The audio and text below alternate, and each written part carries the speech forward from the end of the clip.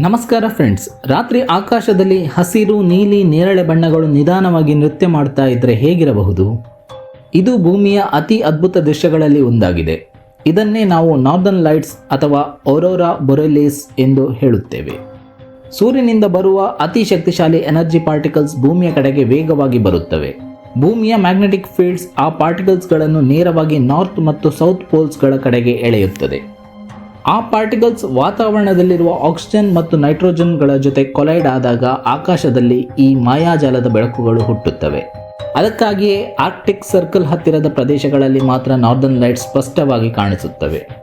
ಉದಾಹರಣೆಗೆ Norway, Iceland, Finland ಈ ದೇಶಗಳಲ್ಲಿ ನಾರ್ದರ್ನ್ ಲೈಟ್ಸ್ ನೋಡಲು ಕಾಣಸಿಗುತ್ತವೆ.